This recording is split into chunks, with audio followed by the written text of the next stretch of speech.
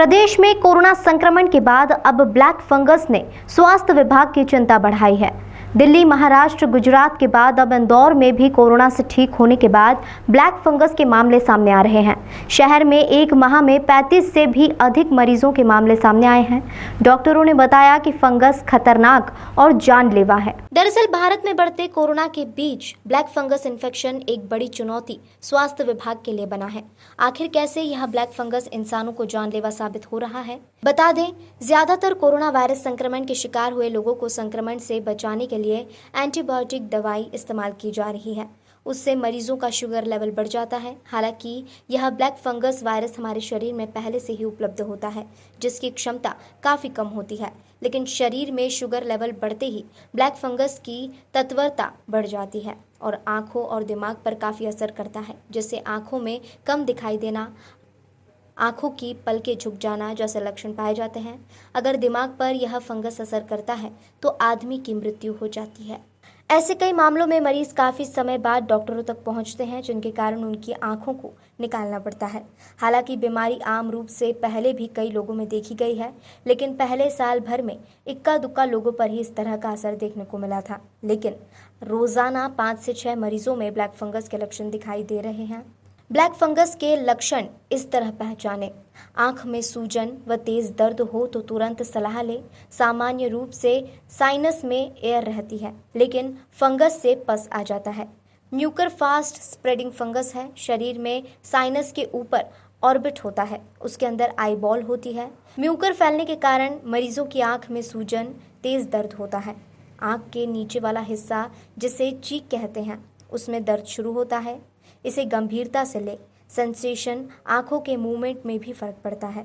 इस बीमारी में इलाज में भी लाखों रुपए खर्च होते हैं। वहीं फंगस से बचने के लिए जो इंजेक्शन को इस्तेमाल किया जाता है, उसकी कीमत 25,000 रुपये है और यह 15 से 20 इंजेक्शन मरीज को लगते हैं, जहां इस इंजेक्शन से मरीज की किडनी पर भी असर होता है। यह फंगस कम ऑक्सीजन में पनपता है, इसलिए नाक से सांस ले। शुगर लेवल मेंटेन रखें। एंटीसेप्टिक जैसे बीटाडिन का सॉल्यूशन बनाकर 2-3 बूंद नाक में डालते रहें। यह अंदर फंगस के फैलाव को रोक देता है। अगर शुगर बढ़ी है तो मॉनिटरिंग कर कंट्रोल करें। अभी जो कोविड पैंडेमिक चल रहा है, जिसमें काफ़ी सारे पेशेंट हेवी इन्फेक्शन लेके हॉस्पिटल में भर्ती हो रहे हैं, अब उनको लाइफ सेविंग पर्पज़ से स्टेरॉइड नाम की दवाइयाँ दी जा रही हैं। अब ये दवाइयाँ जो दी जा रही है वो सही हैं, पर इसके चलते पेशेंट का शुगर लेवल बढ़ रहा है और उस वजह से जन्म ले रही है जो आज की तारीख की जो ड्रेडफुल बीमारी बनी है, जिसका नाम है राइनो ऑर्बिटल म्यूकोरमाइकोसिस। इसको सादी भाषा में ब्लैक फंगस बोला गया है।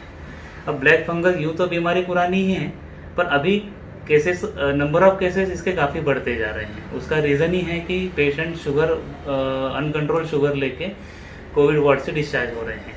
हालांकि कोविड ट्रीटिंग फिजिशियन उनका शुगर कंट्रोल करने की पूरी कोशिश में है, पेशेंट भी शुगर कंट्रोल कर रहे हैं, इसके बाद भी म्यूकोरमाइकोसिस धीरे धीरे उनके साइनस में पनप रहा है। पेशेंट जो प्रेजेंट होते हैं आई सर्जन के पास, ये साइनस से इन्फेक्शन ऑलरेडी आँख में फैलने के बाद प्रेजेंट हो रहे हैं, जिसमें पेशेंट का आँख ना खुलना, आँख का घुमाव बंद हो जाना, नज़र कम या पूरी तरह से ख़त्म हो जाना, इस स्टेज पे पेशेंट पहुंच रहे हैं। मतलब यहाँ जानने की बात यह है कि पेशेंट ऑलरेडी स्प्रेड होने के बाद पहुंच रहे हैं आई सर्जन के पास। उसके बाद हमारा एज ऑर्बिट सर्जन रोल यहाँ आता है कि हम ऑर्बिट के अंदर एंटी फंगल दवाइयों का इंजेक्शन देके उस इन्फेक्शन को रोकने की कोशिश करते हैं और बहुत ही एडवांस केसेस में इन्फेक्शन ब्रेन में ना उतर जाए, इस उद्देश्य से पेशेंट को आँख निकालने की सर्जरी सजेस्ट करते हैं।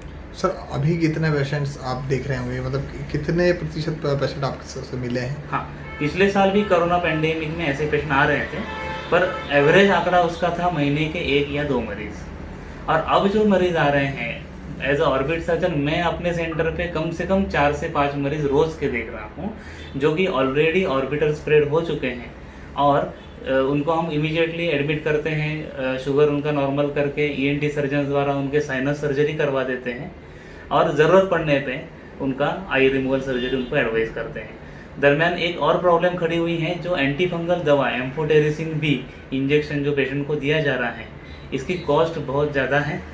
पर डे कॉस्ट इंजेक्शन का अप्रॉक्सीमेट 20 to 25,000 आ रहा है और साथ ही साथ इंजेक्शन एम्फोटेरिसिन भी किडनी के लिए टॉक्सिक माना गया है, किडनी डैमेज करने में कारगर साबित हो रहा है। और दूसरा एक इम्पॉर्टेंट पॉइंट है कि अभी एम्फोटेरिसिन बी की मांग बढ़ते हुए इंजेक्शन मार्केट में अवेलेबल नहीं है, इसकी बहुत शॉर्टेज हो गई है। सर ये अब अगर हम अब आंखें निकालने की जहाँ तक बात करें, इसको हम ऑर्बिट रिमूवल या ऑर्बिटल एक्सेंट्रेशन सर्जरी कहते हैं। ये एक ट्रीटमेंट कोर्स का एक हिस्सा है। मतलब ऐसा नहीं कि ये ट्रीटमेंट कर दिया मतलब ट्रीटमेंट खत्म होता है। ट्रीटमेंट चालू हुआ है, पेशेंट एडमिट करके शुगर कंट्रोल करके ईएनटी सर्जन द्वारा जो साइनस क्लियरेंस हो रहा है वहाँ से ट्रीटमेंट शुरू होता है। फिर इनको एम्फोटेरिसिन बी इंजेक्शन चालू होता है, जो इंजेक्शन कम से कम 15 से 20 दिन हर पेशेंट को देना ही पड़ रहा है, डेली डोज, जिसका एवरेज है 200 to 400 मिलीग्राम। अब एक 200 मिलीग्राम का जो डोज है उसकी प्राइस कम से कम 20 to 25,000 हो जाती है। और इवन आँख निकालने के बाद भी पेशेंट को कम से कम 10-15 दिन एडमिट रख के ये इंजेक्शन रोज़ के रोज़ देना पड़ रहा है। सर लेकिन देखा जा रहा है कि इस इन्फेक्शन से किडनी पे काफ़ी असर पड़ रहा है। हाँ, कैसे देख रहे हैं आप, कैसे इलाज कर ये बिल्कुल सही है। ये जो ट्रीटमेंट इंजेक्शन देने का होता है ये फिजिशियन के अंडर दिया जाता है।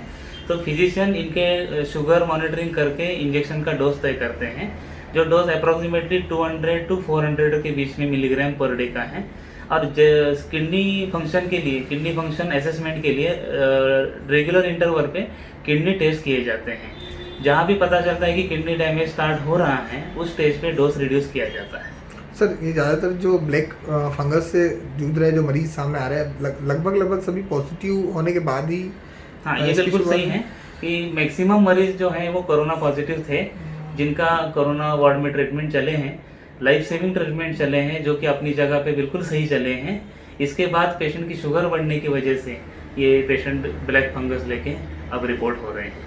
कोविड जब पेंडेमिक नहीं था उस समय तो म्यूकरमाइकोसिस बीमारी बहुत ही रेयर बीमारी मानी जाती थी, और एकदम ओल्ड एज पेशेंट 80-85 के हैं इसके ऊपर के, और हाईली अनकंट्रोल डायबिटीज़ में हैं, केवल उन्हीं मरीजों में, और ट्रांसप्लांट मरीज़ हैं या ब्लड कैंसर के मरीज़ हैं, उन केसेस में ही ये समस्या देखी जाती थी। पर कोविड पेंडेमिक के बाद जो कोविड पेशेंट ट्रीट होके आ रहे हैं उनमें बड़ी मात्रा में ये बीमारी पाई गई है। मतलब इसमें यंग जनरेशन के भी लोग सर शामिल हैं। और अभी जैसे जैसे कि हमने बताया कि शुगर बढ़ने से ये बीमारी हो रही है, इसका जन्म शुगर बढ़ने से हो रहा है, तो ओल्ड पेशेंट के साथ साथ यंग पेशेंट भी इसका शिकार हो रहे हैं। जो यंग पेशेंट अपनी नज़र गंवा रहे हैं, कुछ यंग पेशेंट्स के हमको आँख निकालना भी पड़ रहा है। ऑन एट एवरेज हमारे पास 3 से 4 पेशेंट रोज़ आ रहे हैं। कई सारे बड़े बड़े हॉस्पिटल्स इंदौर के हैं, उनमें ये पेशेंट भर्ती भी हैं। तो एक अंदाजे बात करें तो 35 से 40 पेशेंट हमारे पास अभी हैं, जिनका ट्रीटमेंट अलग अलग अस्पतालों में, ज़रूरी नहीं कि हमारे अंडर, अलग अलग विशेषज्ञ के अंडर चल रहा है। ईएनटी साइनस सर्जरी तो ऑलमोस्ट हर पेशेंट की हो चुकी है, जिसमें साइनस क्लियरेंस किया जाता है, और वो डेली बेसिस पे साइनस की वॉच भी कर रहे हैं। बाकी as far as eye removal is concern, eye removal ये टर्म इस्तेमाल करने से अच्छा हम उसको ऑर्बिट रिमूवल कह सकते हैं। ऑर्बिट रिमूवल सर्जरी जो है ये बहुत इनिशियली हमने प्लान किया कि बहुत कम लोगों में ये करना पड़े, तो जितना हो सके हम ये सर्जरी पोस्टपोन करते जा रहे थे to save the eye of the patient. पर अब जो कि इन्फेक्शन स्प्रेड बढ़ रहा है तो ऑलमोस्ट हफ्ते के 2 से 3 पेशेंट में हमको ये सर्जरी करना पड़ रहा है। सर इसके बचाव के लिए क्या कुछ उपाय हैं, अगर हम देखा जाए किस तरह से रोका जा सकता है इस ब्लैक फंगस को? अभी तो इसके ऊपर काफ़ी सारे रिसर्चेस जारी हैं, और अभी भी अपने पास पेशेंट लिमिटेड होने की वजह से अच्छा पुख्ता डाटा है नहीं कि इसको प्रिवेंशन के लिए क्या किया जाए। फिर भी 2-3 पॉइंट्स मैं कहना चाहूँगा जिससे कि ये डिसीज़ प्रिवेंट कर सकते हैं। पहला है कि पोस्ट कोविड पेशेंट जो भी ट्रीटमेंट होकर घर जा रहे हैं उनका स्ट्रिक्ट शुगर मॉनिटरिंग हो, और जहाँ भी लगे इनका शुगर बढ़ा हुआ है तो किसी भी तरीके से, किसी भी मेडिकेशन से विथ प्रॉपर गाइडेंस इनका शुगर नॉर्मल किया जाए। दूसरा है कि ये जो फंगस है जिसको म्यूकर नाम दिया गया है, ये एक एनारोबिक फंगस है जो कम ऑक्सीजन में काम बढ़ावा मिलता है। तो ज़्यादा से ज़्यादा ऑक्सीजन हम अपने नाक से और अपने लंग्स में इनहेल करें, जैसे कि प्राणायाम, ये चीज़ें करने से हमारा ऑक्सीजन जो फ्लो है नाक के अंदर का बढ़ेगा, तो ये एनारोबिक फंगस को रोकने के लिए कारगर साबित हो सकता है। और एंटीसेप्टिक सॉल्यूशन जैसे लिक्विड आयोडीन सॉल्यूशन होता है जो काफ़ी कॉन्सेंट्रेटेड होता है, पर उसको 5 ml नॉर्मल सलाइन में, नॉर्मल डिस्टिल वाटर में डाइल्यूट करके अगर उसके ड्रॉप्स बना के हम अगर नाक में इस्तेमाल करें, दिन में 1-2 ड्रॉप दोनों नाक में डालें, तो ये फंगस को प्रिवेंट करने में हम अपनी मदद कर सकता है। सर कुछ मौतें हुई हैं इस मामले में, इस फंगस से हाँ, जुड़े ये हुए? भी एक बहुत अच्छा सवाल है आपका। जिन पेशेंट्स के इन्फेक्शन साइनस के ज़रिए ऑर्बिट में जा रहे हैं और ऑर्बिट के बाद वो ब्रेन तक जा रहे हैं, तो उन पेशेंट्स को हम उनका हम जान बचाना हमारे से संभव नहीं हुआ है। तो कुछ मौतें ज़रूर इसके ये बीमारी में एग्जैक्ट कोई आंकड़ा है सर, 2 या 4? एग्जैक्ट आंकड़ा नहीं कह सकते, क्योंकि अलग अलग हॉस्पिटल के अलग अलग डाटा हैं और अलग अलग सर्जन इसको ट्रीट करें। कुछ पेशेंट्स की आई ऑपरेशन हुए भी नहीं है, उनका इन्फेक्शन कुछ पेशेंट में तो फंगल इन्फेक्शन डायरेक्टली ब्रेन में ही पाया गया है। तो ऐसे केसेस में तो वो पेशेंट को बचाना काफ़ी मुश्किल रहा है। सर कितनी घातक मान रहे हैं, कोरोना से क्या बड़ी बीमारी है? वैसे तो म्यूकरमाइकोसिस अपने आप में एक जानलेवा बीमारी है और इसके जितने भी इलाज ENT surgeons as orbit surgeon हम कर रहे हैं या न्यूरोलॉजिस्ट कर रहे हैं, ये इसका पूरा इलाज का इंटेंशन ही है कि पेशेंट की जान बचे। आपका परिचय सर? डॉक्टर भाग्येश पोरे, मैं ऑर्बिट सर्जन हूँ। गए 10 साल से इंदौर में ऑर्बिट सर्जरी पे काम कर रहा हूँ।